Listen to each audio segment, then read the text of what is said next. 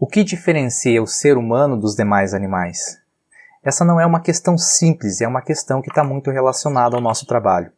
O nosso trabalho investigou a questão do bem-estar animal, observando uma questão específica relacionada ao abate de vacas em estado final de gestação.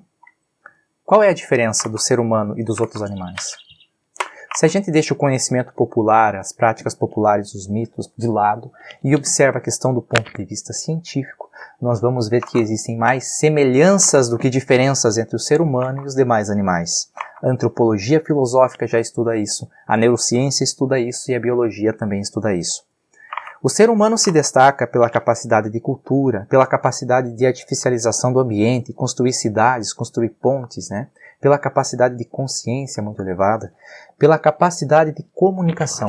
Mas nenhuma dessas características é exclusiva humana, exclusivamente humana.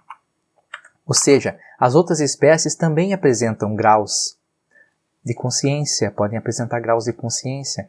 Os animais e os seres humanos estão sujeitos aos mesmos princípios e leis naturais. Não existe uma diferença física ou psicológica qualitativa entre o ser humano e as outras espécies de animais. Isso dá um gap de pesquisa. Por quê?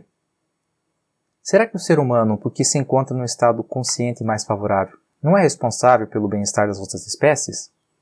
Nós não nos encontramos mais no estado de natureza, de sobrevivência. Nós dominamos o meio. Então, será que o ser humano agora, como depende das outras espécies, não é responsável por cuidar dessas espécies também? Uma prova de que sim, é que já existem resoluções de boas práticas, como esses decretos e essas leis, que regulamentam, por exemplo, o abate de animais em estado avançado de gestação, que é o que nós trabalhamos aqui. Então, o propósito do nosso estudo é verificar se existe abate de animais em estado avançado de gestação, já que existe um decreto que proíbe a prática no estado do Rio Grande do Sul. Para atingir o nosso objetivo, nós realizamos uma análise documental de laudos veterinários em um frigorífico, o período de janeiro a fevereiro de 2021, de janeiro de 2019 a fevereiro de 2021, e os dados foram tratados com estatística descritiva. Aqui estão os resultados. Então, ocorrem abates de animais em estado avançado de gestação, e esses são os fetos que são descartados por causa dessa prática. Aqui estão as ocorrências. A maior ocorrência foram 54 ocorrências no mês de julho de 2020. Em 2019, ocorreram 153 abates de animais em estado avançado de gestação, em 2020, 238, em 2017, 2 meses, 2021, 2 meses, 17 ocorrências. Ok? Quando isso acontece, o correto, que é previsto na resolução, seria o descarte da carcaça do animal. Mas é descartado apenas o peso referente ao feto. O peso referente ao feto corresponde, em média, a um prejuízo de R$ 320 para o produtor. É descontado do produtor. O lucro médio do produtor é R$ 680, como alguns estudos aí na literatura reportam. Significa que o produtor, quando envia um animal em estado avançado de gestação para o abate, compromete 47% do seu lucro, em virtude dessa prática. 408 bezerros foram abatidos.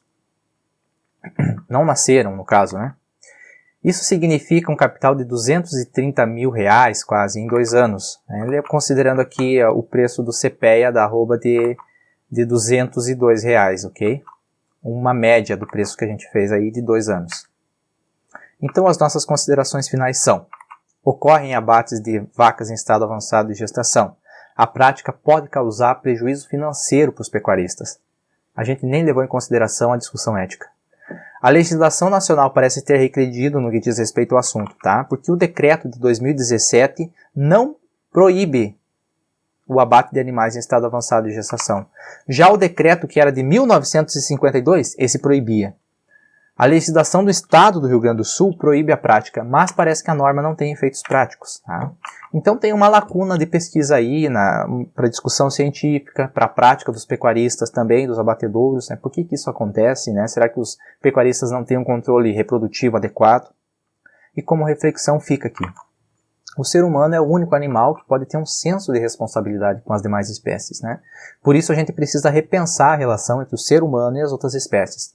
Sem sensacionalismo, sem ideologias, né? Sem histeria, né? Mas a gente precisa ver a situação real e propor soluções viáveis, né, para o problema. Deixo aqui meu agradecimento à Universidade Federal do Rio Grande do Sul, ao CEPAM e à CAPES. Muito obrigado, esse era o nosso trabalho.